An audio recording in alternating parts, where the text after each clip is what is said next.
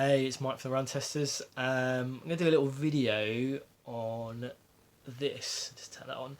This is the Tag Heuer Connected 2020. So this is the kind of Swiss watchmaker's third generation smartwatch. Essentially, it's a luxury smartwatch, as you expect from Tag. A big deal about the new one is that it's got a new sports app which brings in some kind of running features that I thought would be worth looking at. Now, I don't have it for a long time or a long period, so I don't kind of justify doing a review in it, but I've managed to do a couple of runs. So I thought I'd give my initial thoughts, kind of my first few runs with the new Tag Heuer smartwatch. Here's how I got on.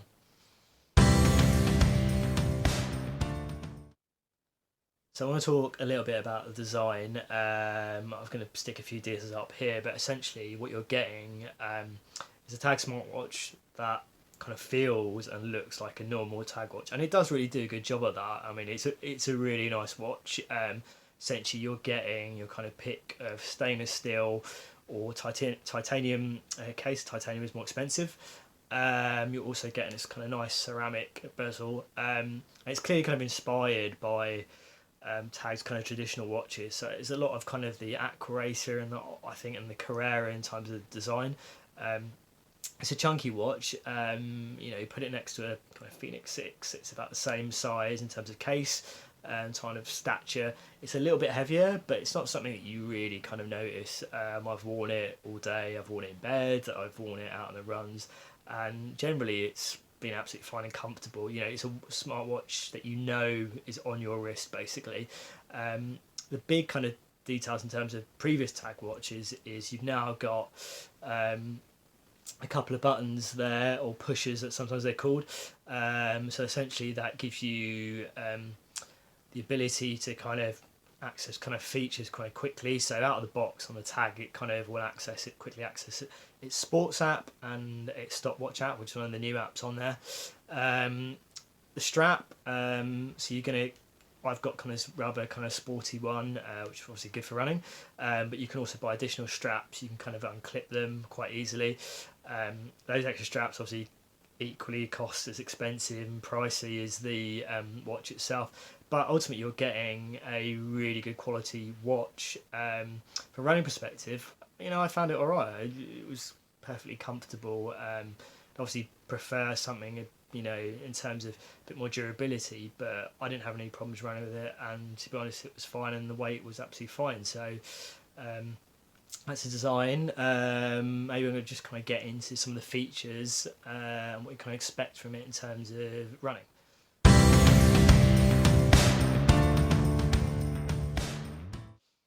Okay, so let's get into the features.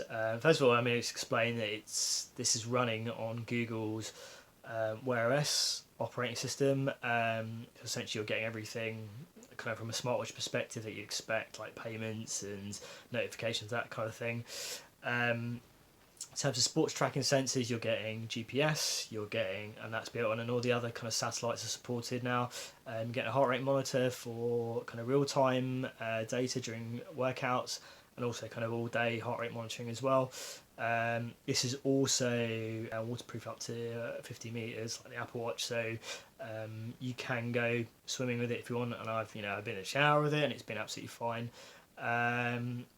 So yeah, those are kind of the key kind of core features. Tag's also the big deal about this one is that Tag has kind of added their own sports app. So last year they added their first golf app, which is kind of built in-house by Tag and their team. They've done the same for their this sports app. So essentially what you're getting now is the ability to track multiple sports from their app, which kind of goes and can be reviewed on the watch and in their companion app. You can also push that data to Strava, which is good, and Apple Health, so that's quite handy if you don't want to use it, you don't really like what they've done with the app. But it's quite nice. Essentially, along with golf, you're getting running, cycling, walking, and a kind of general fitness mode, which kind of does some more basic features. So yeah, it's pretty nice design, as you'd expect from Tag. It's kind of nice little animations that you kind of illustrates the different tracking modes. There's in terms of running, you've got you've got actually a decent bunch of settings. So you've got the running splits you can kind of set up. You can do an interesting run setting, which is kind of based on pace and speed, which is quite interesting. You can also just kind of control the countdown in terms of when you track a workout. And there's a low power mode, so that's interesting. So essentially that kind of turns off features like heart rate monitoring, so you can kind of track a bit longer. I'll explain kind of how I got on when I kind of tested the running. So yeah, that's the kind of app setup. This is kind of how I'll go into kind of how I got on in my couple of runs. Okay, so I've kind of broken down that kind of the new sports app, and I've kind of focused my attention on that. You can still use Google's apps, and you can still download apps from the Google Play Store, but I've kind of focused on using Tag's new sports app. So essentially, when you're ready to get running, you kind of go to that running option, hit that, select it, wait for the GPS. The GPS was actually picked up pretty quickly, and then you tap that button there to kind of start tracking. And generally the screens are quite nice, quite basic, quite easy to read. It's kind of Tags has got a kind of display mode where it kind of dims, but you can still see your data, and then when you kind of raise or tap on the screen, it will kind of illuminate and wake up, and you can see it a bit easier. But in terms of that and kind of looking and absorbing your data, it was kind of absolutely fine for me. In terms of the data, so I ran with the Garmin Fenix 6 on my other wrist, and essentially the GPS data kind of matched up, and the mapping. The heart rate was generally fine as well. I had a Polar H7 paired to the Fenix, and the data was kind of fine. The pace was a little off. I would say that it was a little bit quicker on the Tag, which I felt was a little bit weird, and I've come to rely on the kind of pacing on the Fenix, so that was a little bit off. What I found interesting is I wanted to test it on a treadmill, but there doesn't seem to be a treadmill sports mode on there yet. I know Tag is saying they're going to add more modes, and hopefully that will be one that they do. So what I did do is I kind of went in the other fitness mode to kind of do some more heart rate testing. And what I found it was fine. There was a couple of moments where it just randomly spiked up, which was odd. And I had the phone on the side, kind of, so I could quickly review the Polar H7 data, and that clearly wasn't replicating those kind of spikes. And I knew I was running quite evenly, so that was kind of a little bit off.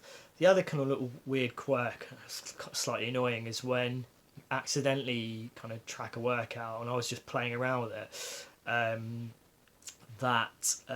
It would kind of save those kind of small workouts where I didn't do anything, and then sync it to the app, and there doesn't seem to be really an obvious way to delete it, which is a bit annoying. I saw it's something that Tag can fix. But generally it's okay. I still get that sense that it's kind of features made for kind of people that kind of do a bit of running, but not a massive amount. So not getting to marathon training and things like that, or doing ultras or anything like that. Battery drop off from a half an hour run was like 20%, which is pretty much a standard for wear, which is not great. I'm sure if I disabled the heart rate monitoring features I'd get more, but I don't think I'd get that much more.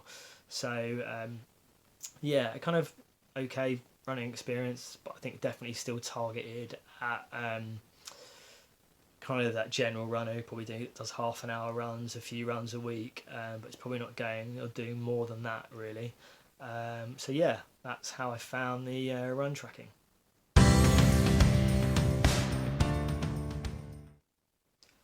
So kind of initial kind of verdict off that first run is kind of, it is a very nice smartwatch, and I'm going to be gutted to kind of hand this back to Tag. In terms of that new sports app and the kind of run tracking, it's kind of what I found on other watches that run on Google's Wear OS. I mean, it's nice to have that other app because I think it looks nicer, it works nicely, kind of syncs really quickly, and also it works with Strava, which is a big deal. In terms of this being the ultimate running watch or ultimate running smartwatch.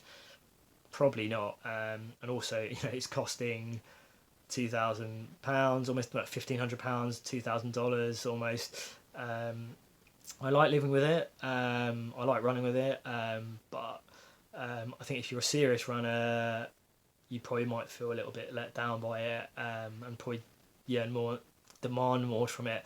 Battery life is pretty standard. It's not great. You're not getting days and weeks out of it. You're getting a day smartwatch and kind of run tracking. So there you have it. That is the Tag Heuer Connected 2020, and that's kind of my initial thoughts off a couple of runs, outdoor and indoors. Very nice watch. Running watch, okay, good, not amazing, but I enjoy living with it, and there you go. That's it. As always, like and subscribe, and see you for the next Run Testers video. See ya.